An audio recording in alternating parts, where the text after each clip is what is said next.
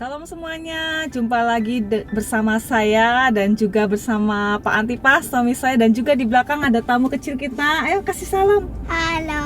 Siapa namanya? Alena. Alena. Ya, kita sudah memasuki bulan November dan artinya 2 bulan ke depan kita sudah bersiap akan memasuki tahun 2022 ya.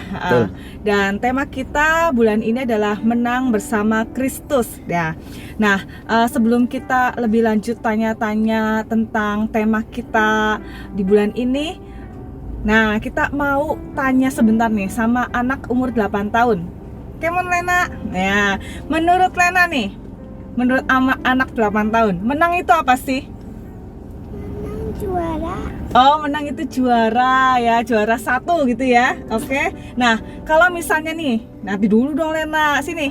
Nah, misalnya nih Lena jadi juara, jadi pemenang. Nah, perasaannya Lena tuh gimana? Senang, oke. Nah, begitu juga kita semuanya mau dari umur kecil, besar, kita semuanya pasti senang kalau kita menjadi seorang pemenang, begitu ya? Betul. Oke, nah sekarang ini menurut anak 8 tahun ya. Nah, sekarang menang bersama Kristus itu intinya bagaimana, Pak? Menang bersama Kristus tentunya kita sudah diberikan kemenangan karena karya Kristus di atas kayu salib. Tentunya kita menang atas segala kutuk dan dosa. Kita sudah menerima anugerah keselamatan, itu secara mendasar menang. Nah, dalam realita hidup keseharian kita tentunya kita pun harus berjuang.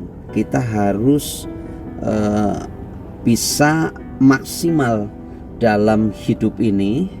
Artinya ketika Tuhan tempatkan kita di satu titik tertentu, kita tidak boleh acuh tak acuh, kita tidak boleh masa bodoh, kita tidak boleh membiarkan begitu saja, tetapi kita harus berjuang dan kita bisa merebut apa yang sesungguhnya Tuhan siapkan di tempat kita.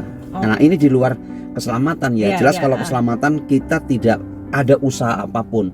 Dan kita diberikan seutuhnya kemenangan, kemerdekaan, keselamatan dalam Kristus. Tetapi realita hidup, keseharian hidup kita ya kita harus berjuang.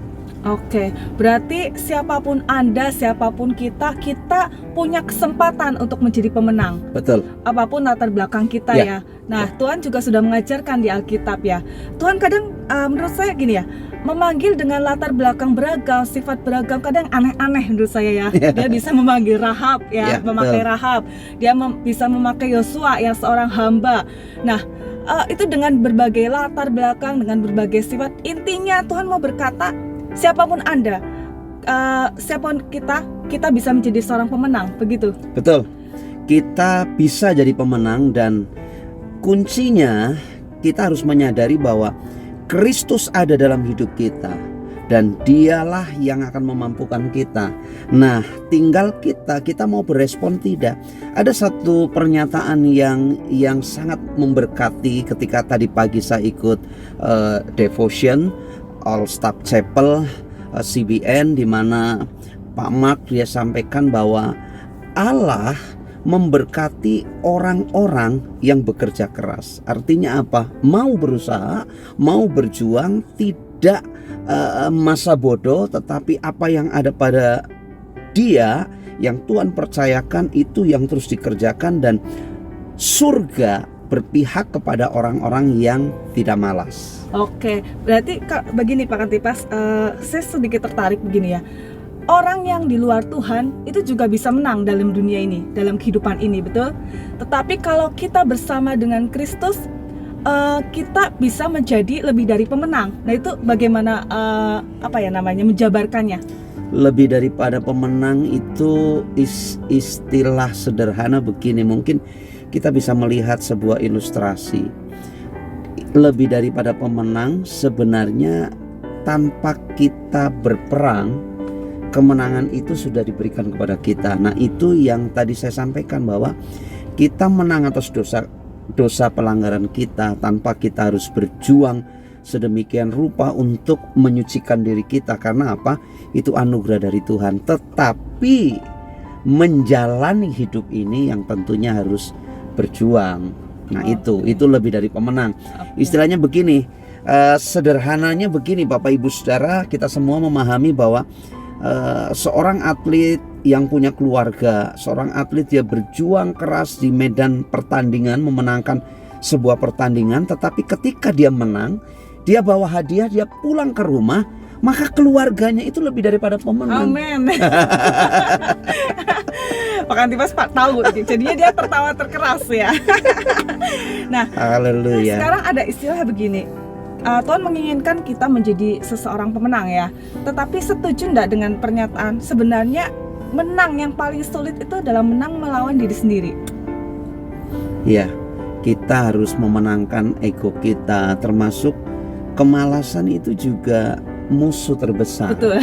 Jadi bukan hanya ego yang seringkali kita mengerti dan banyak orang mendefinisikan ego kita, emosi kita harus kita taklukkan. Tapi kadang-kadang kita lupa kemalasan juga itu musuh terbesar. Dan kalau kita tidak menang dengan kemalasan itu sendiri, tadi statement tadi sangat-sangat terngiang-ngiang terus nih di telinga. Karena baru tadi pagi saya ikut devotion itu bahwa surga berpihak kepada orang-orang yang tidak malas. Dan berkat Tuhan itu pasti dinyatakan bagi orang yang siap bertempur, siap berjuang, dan memaksimalkan apa yang ada pada dia. Nah, tentunya untuk sampai ke situ ya dia harus menang dulu terhadap diri sendiri. Malas, kemudian kedagingan, ketidaksabaran, emosi dan lain sebagainya, itu harus kita menangkan supaya kita bisa melangkah lebih. Oke, intinya sebenarnya orang kreatif, orang pintar tuh banyak ya, tetapi mengumpulkan niat itu ya susah gitu. Betul. Oke.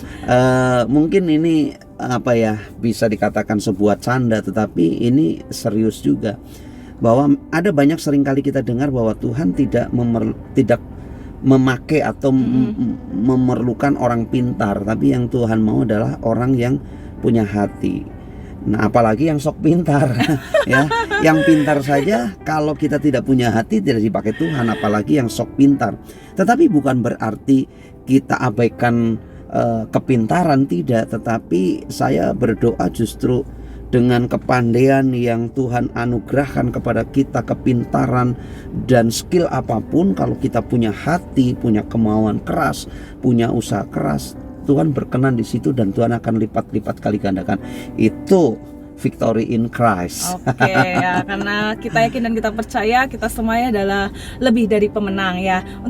Yang terakhir pesannya untuk seluruh jemaat Sokit di bulan ini. Saya berharap kita sekalian jemaat GBI Sokit menangkap tuntunan di bulan November ini, victory in Christ. Dan saya berdoa setiap kita akan menang bersama Tuhan di setiap kondisi apapun, pekerjaan Anda, usaha Anda, rumah tangga Anda, bahkan mungkin studi anak-anak kita. Kalau kita sepakat bersama bahwa kemenangan ada di dalam Kristus, maka kita menyatu dengan Kristus. Dan saya percaya victory in Christ itu terjadi dalam hidup kita sekalian. Kalau dari saya kata terakhir, keep on fire, semangat. Singkat Keep saja. on fire, haleluya. Terima kasih, Tuhan Yesus memberkati kita semua. See you next time, God bless you.